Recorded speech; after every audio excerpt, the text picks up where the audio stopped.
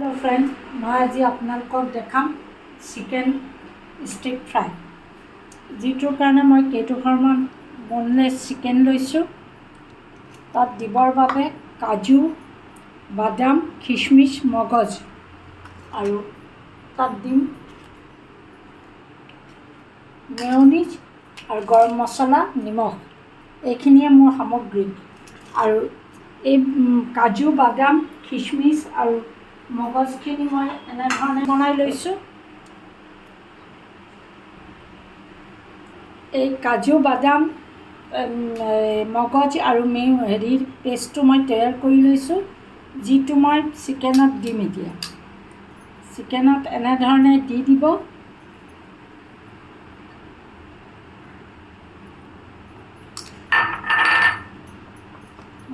তাত অকণমান মই মেয়নিজ দিছোঁ আৰু ক্ৰীম और गरम मसला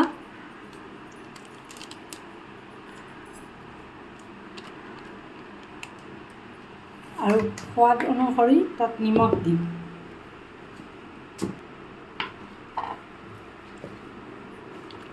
निमख दी मैं ये चिकेनखिनि भालदरे मेरिनेट करी 2-3 घंटा समय कारणे राखी दिम। এই চিকেনখিনি এনেকৈ মেৰিনেট কৰাৰ পিছত মই তাক ঢাকি পেলাই 2-3 ঘণ্টা সময় ৰাখি দিম, যাতে এই গোটেইখিনি বস্তু চিকেনৰ ভিতৰত ভালদৰে সোমাই যায়। এতিয়া মই ইয়াত অকণমান জালুক গুড়ি আৰু অলপমান কাশ্মীৰী মিৰ্চ দিছোঁ, যিটো মই প্ৰথম ক'বলৈ আপোনালোকক পাহৰি গ'লোঁ।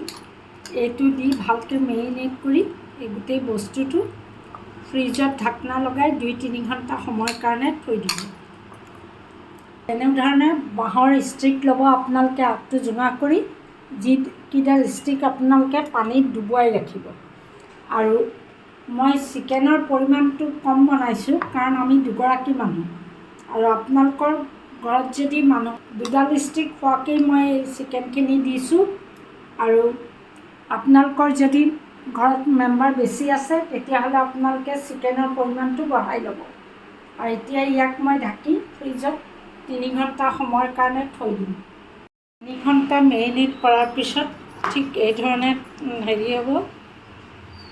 এতিয়া ষ্টিকত এডোখৰ চিকেন ভৰাই দিম। ঠিক এনেদৰে আপোনালোকে ষ্টিকত এডোখৰ চিকেন ভৰাই যাব।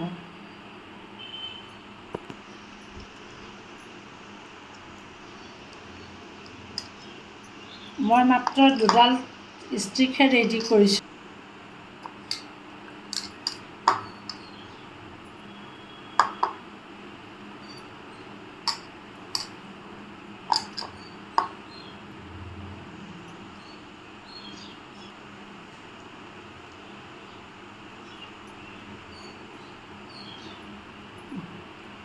ঠিক এনেদৰে আপোনালোকে 2ডাল ষ্টিক ৰেডি কৰি ল'ব।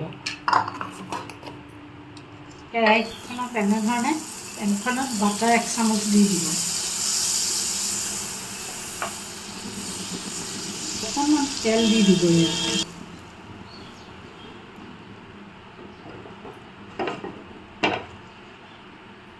তাৰপিছত ষ্টিককেইডাল আপোনালোকে ঠিক এই ধৰণে দি দিব।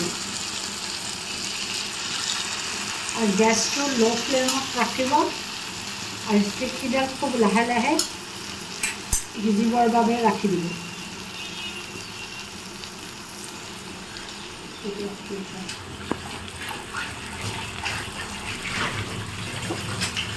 आपनालोके ढाकना दी ताक खूब लो फ्लेमत 10 मिनिट सिजिबर बारे एरि दिब। এটা সাইডে 5 মিনিট দিব আৰু ইলুটি পিঠিত আকৌ 5 মিনিট আপোনালোকে সিজিবৰ বাবে দিব।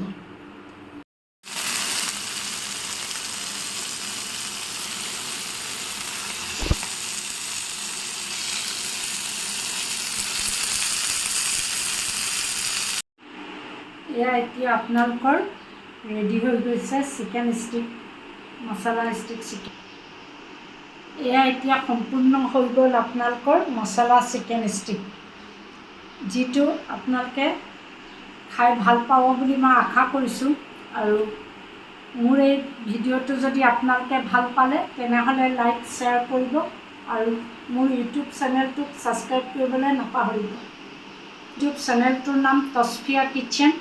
গতিকে সেই চেনেলটো আপোনালোকে ছাবস্ক্ৰাইব কৰিব বুলি মই আশা কৰিলোঁ। ধন্যবাদ।